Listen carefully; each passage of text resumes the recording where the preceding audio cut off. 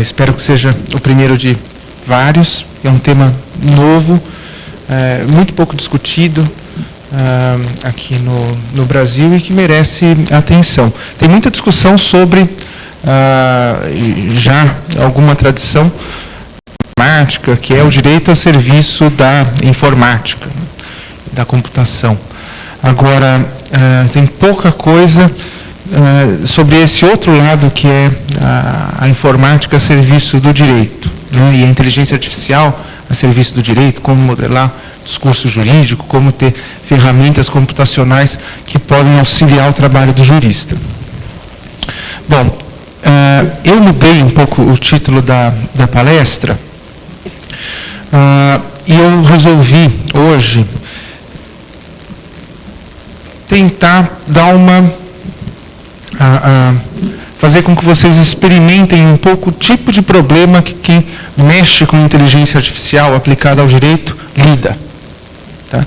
Então, vou trazer alguns puzzles ou alguns quebra-cabeça lógicos envolvidos em problemas jurídicos para trazer alguma discussão e fazer vocês pensarem um pouco, entrarem um pouco nesses tipos de problema. E como é que e perceberem como a lógica pode tratar deles. E, no fundo, a inteligência artificial não é nada mais do que lógica aplicada para representar um determinado domínio ou representar agentes inteligentes, né? E o que nós vamos fazer aqui um pouco é isso, né?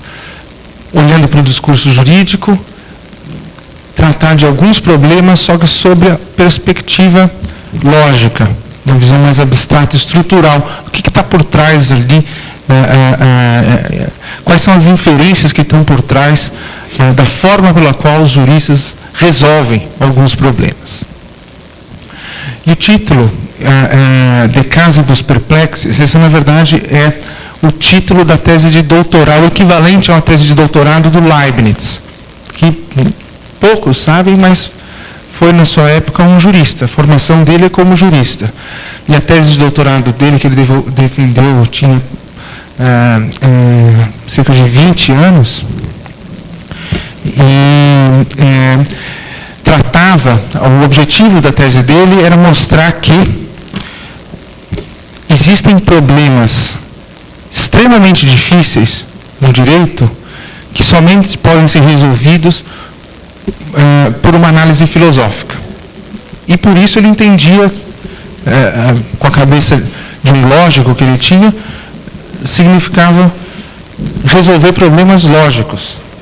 Em particular, ele elenca nesse trabalho uma série de problemas de autorreferência, em que a solução de um problema tem uma referência.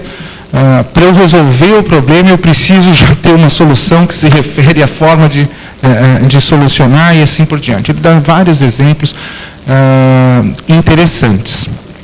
Eu vou pegar carona nessa ideia e trazer alguns probleminhas. Tá? O primeiro deles, que vai ser um aperitivo, tem a ver com autorreferência e é um problema típico bem semelhante àqueles que o Leibniz tratou nessa tese. Eu mesmo que viro aqui, não?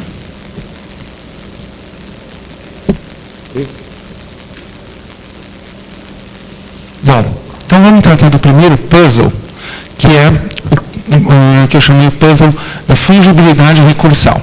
Eu trouxe uma série de temas.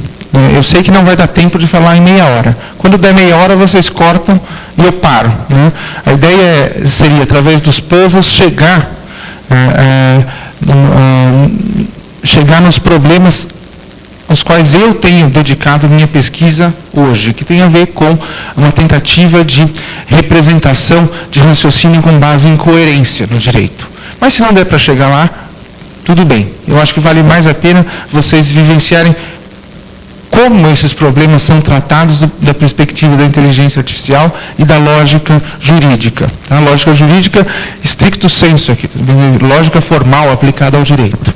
Tá? Bom, como é que funciona o tratamento da fungibilidade recursal no direito?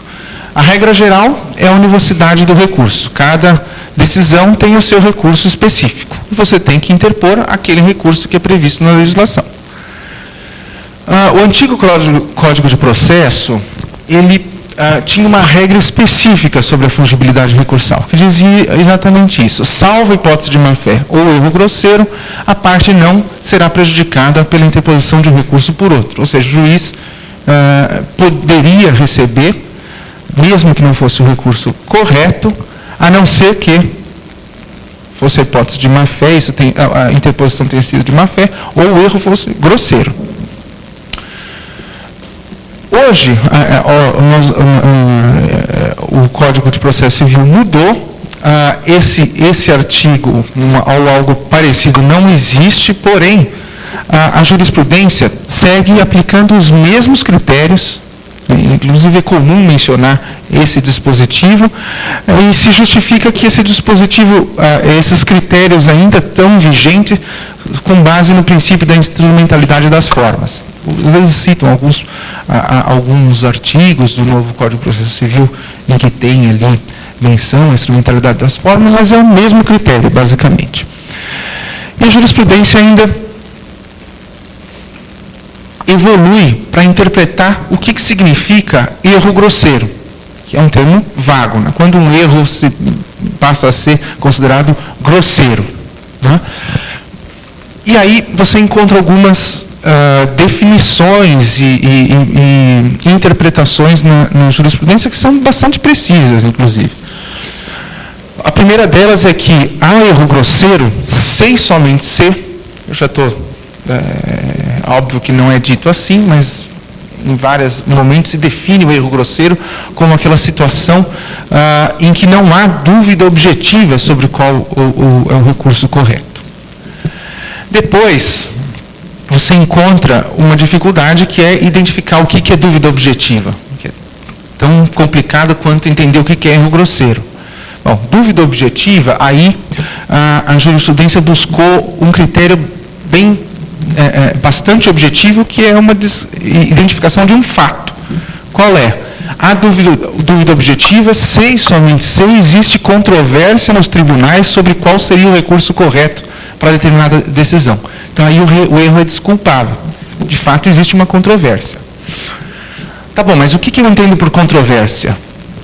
A controvérsia é se algumas cortes recebem aquele recurso, outras não, e, além disso, essa dúvida não foi respondida pelo Tribunal de Uniformização de Jurisprudência. Está claro? Então, o significado dos termos-chave aqui estão bem delineados na jurisprudência. Bom, agora vem o puzzle.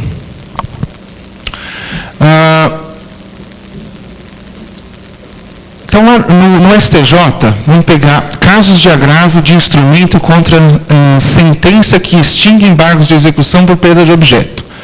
Em alguns casos, se interpõe agravo, mas o correto deveria ser apelação. Tá? A primeira turma defende que, nesses casos, há erro grosseiro do recorrente, de forma que o recurso não é recebido. A segunda turma defende que, nesses casos, o erro não é grosseiro e que o recurso deve ser recebido. Tá? Qual das turmas está necessariamente correta? Uma das turmas está necessariamente correta. Qual delas? Pensa um pouquinho. Pensa nas definições, lê o enunciado de cada turma e tenta resolver esse puzzle. Se vocês quiserem, eu volto no slide anterior.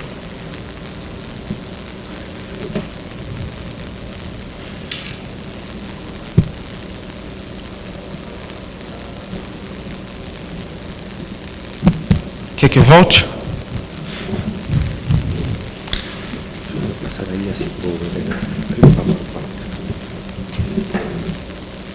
A primeira turma diz: o erro é grosseiro, não deve ser recebido. A segunda turma diz: o erro não é grosseiro, portanto,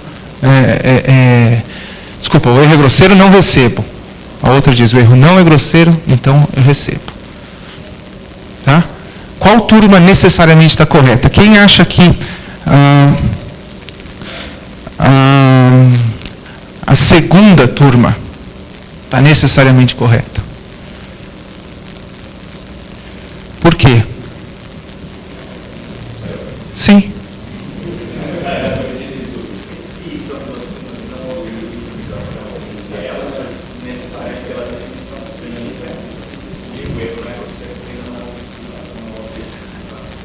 Está todo mundo de acordo com isso? Quem discorda? Você discorda. Discorda porque você achou É que eu escrevi sentença, na verdade, desculpa, eu me traí aqui. É um agravo contra uma decisão que extingue o marco de execução sobre, tá? Desculpa, aí é claro, fica uma contradição imediata. Mas não é isso que está em questão. A questão é, dadas aquelas definições, né, qual turma necessariamente está correta. Ele interpretou, já que tem uma divergência aqui no tribunal, um recebe, outro não recebe, né, então, necessariamente a segunda turma está correta. Mas olha só o detalhe que passa desapercebido se você não presta atenção exatamente no que foi dito, qual que é o enunciado de cada turma.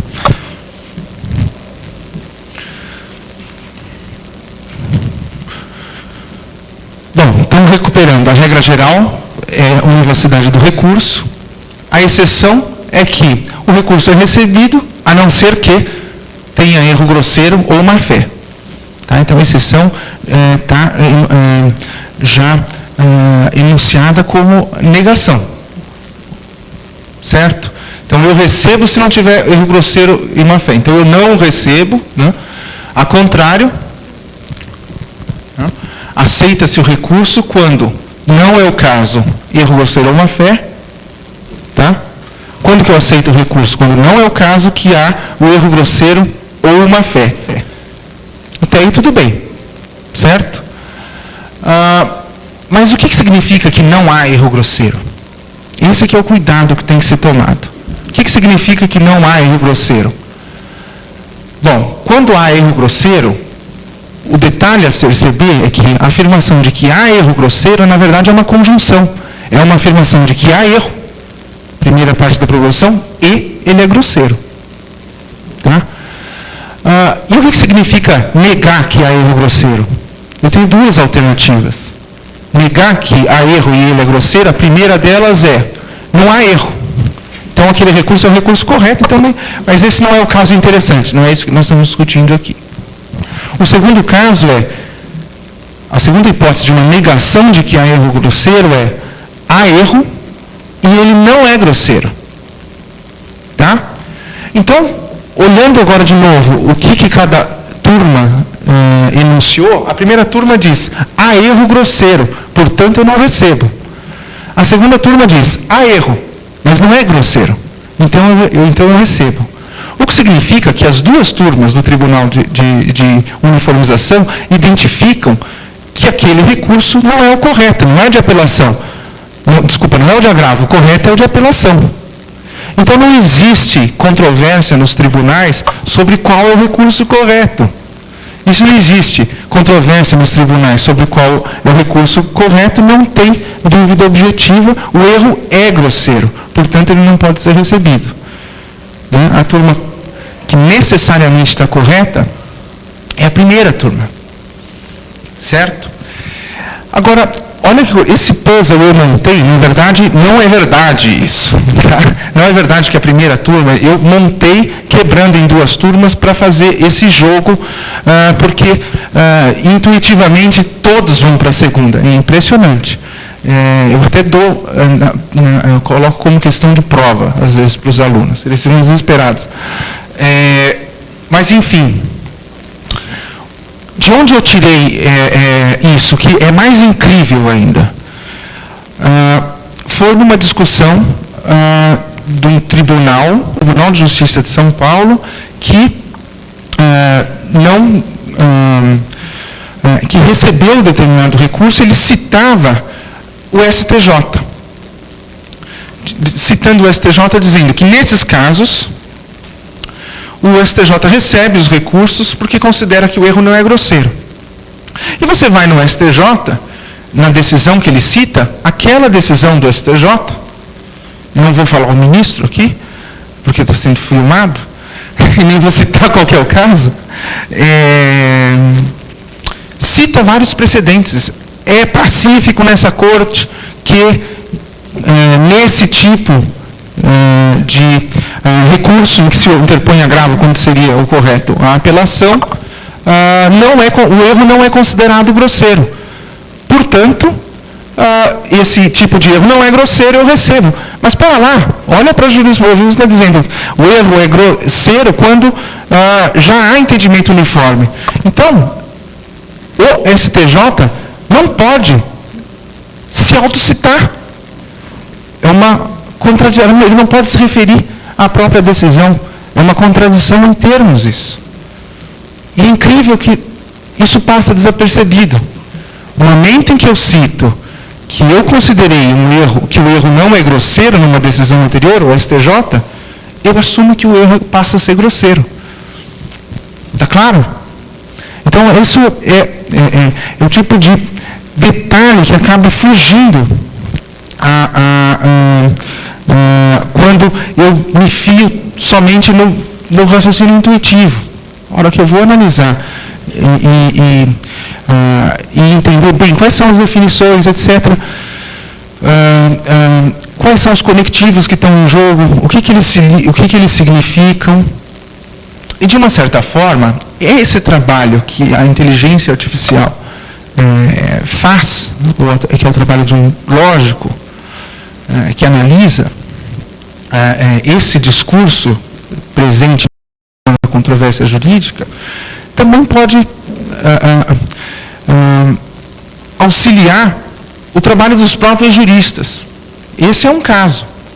Tá? Mas eu não vou estar preocupado aqui, esse foi mais para aperitivo. Eu não estou preocupado em mostrar como, usando lógica, eu posso esclarecer alguns problemas, alguns impasses na interpretação jurídica. Eu quero mostrar como é difícil você modelar o raciocínio jurídico. Tá? Aliás, na verdade, talvez esse exemplo mostre bem como isso é difícil. Como há uma situação de irracionalidade. Quer dizer, no discurso jurídico, o argumento da autoridade é tão forte, tem tanto peso, que eu cito, olha, tem 15 decisões desse tribunal dizendo que o erro não é grosseiro. E eu não paro para pensar que dizer isso é uma contradição. Né? Será que o jurista, então, ele é absolutamente irracional? Né? Será que se eu bater a porta lá do STJ e disser, escuta, isso aqui está errado, eles vão receber isso bem e reformar a prática ali, ou vão dizer que foi um ultraje? Né? Não sei. Tem que tomar um pouco de cuidado. A dificuldade em modelar uma prática, que é uma prática retórica, argumentativa, e por vezes ela beira a irracionalidade. Né? Mas enquanto eu estou disposto a afirmar que as proposições, afirmações jurídicas, elas estão pautadas por razões, se existe uma racionalidade subjacente, eu tenho que ser capaz de modelar isso por alguma lógica. Pode não ser lógica clássica, pode ser algum tipo de lógica não clássica, mas eu tenho que conseguir capturar. Então, se eu consigo dar razões eu consigo representar isso num sisteminha lógico. Agora, deixa eu mostrar algo mais mais simples do ponto de vista jurídico, para vocês perceberem como, do ponto de vista de uma modelagem lógica, é enrolado. Não é tão simples assim. Pega as regras sobre o aborto. Né? Todo mundo, isso aí está na ordem do dia, o Supremo decidiu recentemente, todo mundo está com esses artigos na cabeça. Né? Artigo 124, provocar o aborto, proibido o aborto, basicamente. Artigo 128, é permitido o aborto quando praticado por médico, se a gravidez é resultante de estupro ou há risco de vida da gestante. Tá? E eu só destaquei aqui as coisinhas que a gente tem que tomar cuidado. Não, e, ou, se. Tá? Aí a pergunta. Existe um conflito normativo aqui?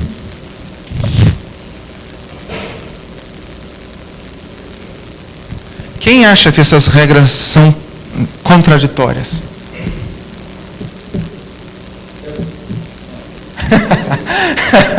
Não, mas você não vale, né?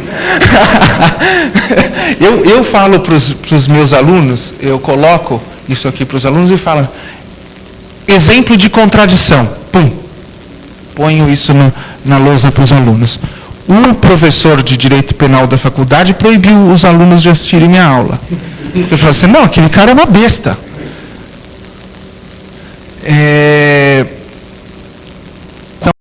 O artigo 124 ele enuncia uma proibição geral. É proibido o aborto em qualquer circunstância.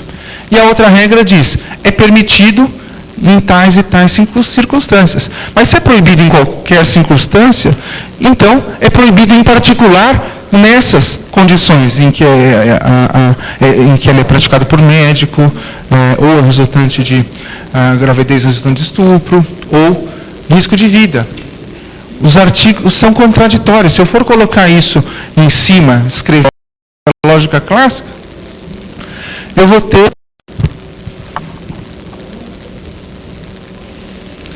Mas o que acontece com o jurista que ele olha isso aqui e vê algo totalmente harmônico? Se a gente for olhar, tirar isso a ferro e fogo, olhar no detalhe, o que está acontecendo com a cabeça do jurista? O que acontece ali na cachola do jurista que ele limpa aquilo e vê algo harmônico? Né? O jurista diz, não, o artigo 128 excepciona o 124, isso é imediato. Mas ali, se eu quiser representar isso com detalhe, eu tenho que levar em conta que tem determinadas premissas ou regras interpretativas, esquemas de interpretação que você encontra na hermenêutica, não são regras, que resolvem o problema. Tá? Então, por exemplo, um postulado de interpretação. Quando há uma antinomia, os textos devem ser interpretados como referentes a hipóteses distintas. Então, o jurista tem a tendência, se ele enxerga um conflito, ele imediatamente elimina aquele conflito. Ele fala, não, para lá, o postulado é que o legislador racional não é inconsistente. Isso é tão forte que eu olho para aquilo lá e não vejo contradição. Por quê? Não, com certeza, cada um dos artigos se aplica a uma outra hipótese, hipóteses distintas. A regra com hipótese específica derroga aquela com hipótese geral para os casos especiais. Você acha no digesto papiniano. Então, são enunciados que estão bem arraigados na tradição de interpretação jurídica.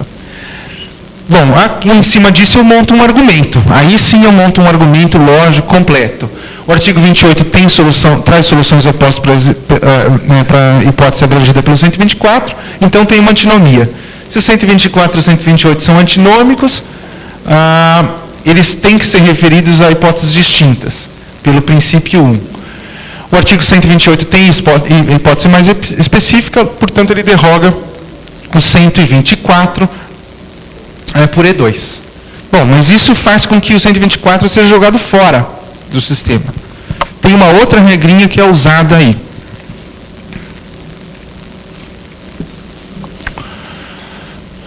nos casos não excetuados, aplica-se a solução dada pela regra geral. Except firmat regulam in casibus non exceptis.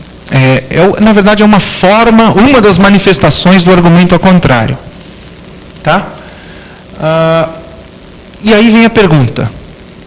E aí eu soluciono, quer dizer, naqueles casos que não são excepcionados, vale a regra geral. Então é assim que eu leio.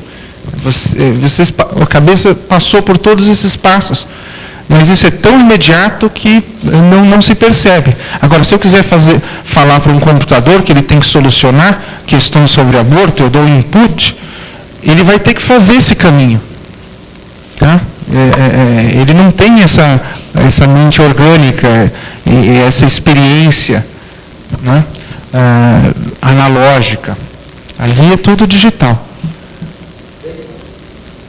Eu pensei que você levantou 30 minutos, eu pensei que eu tivesse 30 minutos. Tá, bom. Olha aqui. Mas quais mesmo são os casos não excetuados?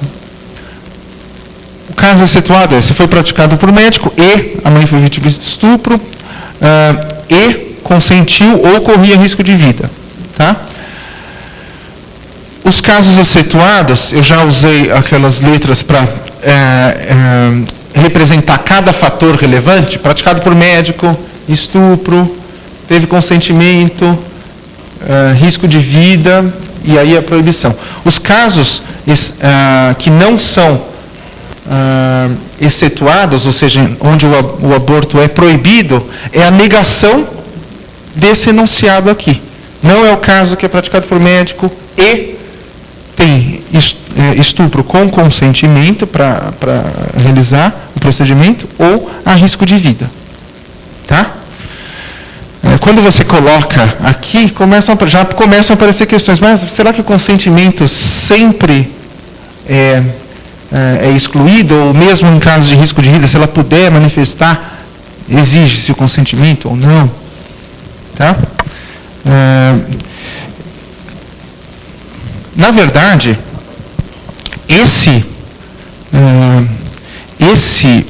aquele enunciado das regras está traduzido ali. Tá? O 128 diz aquilo, médico, eu simplifiquei, eu tirei consentimento fora. Estupro ou risco de vida, permitido o aborto. O 124 combinado com o 128, feita aquela operação que a gente acabou de ver, dá, se não é o caso que há aquelas hipóteses, então é proibido abortar, é obrigatório não abortar. Desses dois enunciados, eu consigo inferir todos os casos que são relevantes para solucionar. Ou seja, na verdade, como eu tenho 16 casos possíveis que são gerados pela combinatória daquelas propriedades. São 3 as propriedades relevantes. Então, eu tenho a combinatória daquelas... São 3 casos relevantes, 2 ao cubo. Casos possíveis, são 16. Eu tirei aqui aqueles em que não é praticado por médico, porque eu sei que nesse caso tudo sempre é proibido. Agora, as regras, o passo que sai daquela regra e preenche cada uma dessas linhas é uma inferência lógica. Tá? Na verdade, se eu pegar a primeira regra, o 128, ele é logicamente equivalente à disjunção do enunciado da linha 1, da 2 e da 3. Tá? Ou seja, se for o caso feito por médico gravidez resultante de estupro e risco de vida, permitido. Médico e um deles, permitido. Isso aqui traduz a regra. Mas eu chego nisso por um processo de inferência, tá? Com alguma lógica deontica subjacente. Tá? Então, algo simples e intuitivo já envolve todo um maquinário de inferência, assunções implícitas sobre regras e esquemas de interpretação, revisão. Na verdade, o que aconteceu com aqueles esquemas foi uma revisão do sistema. Eu excluí coisas, incluí outras coisas ali e depois fiz a dedução de todas as hipóteses possíveis. E todas as hipóteses possíveis vêm de uma combinatória daqueles fatores que são considerados relevantes.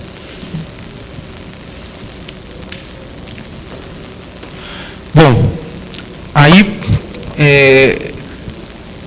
não vai dar nem... Eu separei, acho que 7 puzzles. Eu vou fazer 3. Esse aqui é o seguinte. Bom, então, se é assim, o sistema, pego uma regra, eu tiro todas as consequências, o que eu devo considerar como sistema normativo? Será que o sistema normativo é o conjunto das consequências lógicas de uma base de regras? Essa é uma ideia. Tá? Posso seguir adiante assim e trabalhar o sistema normativo como conjunto de todas aquelas consequências lógicas? Isso implica assumir uma coisa, que as normas derivadas das normas válidas também são normas válidas. Uma intuição que favorece essa ideia. E esses também são artigos do Código Penal. Tá? É proibido manter relação carnal violenta, sem consentimento. A outra norma, o Código Penal era assim, depois foi alterado, mas qualquer relação carnal com menor de 14 anos é violenta. Qual que é a regra derivada? É proibido manter relação carnal com menor de 14 anos. Certo? Essa é uma regra derivada daquelas duas. Não está explicitamente enunciado. Agora, quando apareceu aquela decisão do Supremo, que foi polêmica, de um caso de uma menor de 12 anos, e não houve a condenação, né? Houve uma reação de estranhamento. Afinal de contas, a reação da comunidade jurídica foi uma decisão contra a legem. Mas, espera aí, por que contra a legem? Essa regra aqui não é uma regra explícita, ela é derivada. Bom, se nós estamos dispostos a dizer que é contra a legem, então é um indicativo forte de que, de fato, a gente considera as normas derivadas como normas que fazem parte do ordenamento. Tá? Se eu pegasse essa norma derivada e promulgasse como norma explícita do ordenamento, isso ia fazer alguma diferença? Parece que não, né? Mas olha que coisa curiosa. Em lógica clássica, se eu faço uma afirmação, uma proposição, então a porta está aberta, é verdadeiro. Se é verdadeiro que a porta está aberta, é verdadeiro que a porta está aberta, ou tem alguém sentado nessa cadeira. Ou a minha camisa é vermelha, ou qualquer coisa. Né? Porque quais são as condições de verdade de uma disjunção? Basta que um dos elementos da disjunção seja verdadeiro. Se um deles já está afirmado como verdadeiro, então a disjunção vai ser verdadeira. Agora, se nós partirmos daquela intuição que vem desse... Qual que é a intuição que está aqui? A intuição é que as consequências lógicas do conteúdo das normas jurídicas, do conteúdo das obrigações ou das proibições, são também obrigatórios ou proibidos. Então, e essa é a intuição chave para a construção dos sistemas de lógica deontica, que é a lógica sobre normas. Mas se isso é assim, então eu tenho que aceitar esse tipo de inferência. Se A for obrigatório, A ou B é obrigatório. Porém, eu posso dar uma leitura, vamos imaginar que A é enviar a carta, B é queimá-la. Então eu posso inferir que se é obrigatório enviar a carta, logo é obrigatório enviar a carta ou queimá-la. E tem uma forma de cumprir essa norma derivada, que agora ganhou o status, é uma norma tal como qualquer outra. Tem uma forma de eu cumprir a norma derivada que me impede de cumprir a norma original. Estranho isso, não? Já acabou? Bom, tem uma série de outros problemas que daria para a gente discutir. Mas vamos ficar por aqui, que eu prometi que eu ia acabar na hora, que eu fui na última conferência que eu fui e estava o Juan Pablo, era para falar meia hora, eu falei 1h30.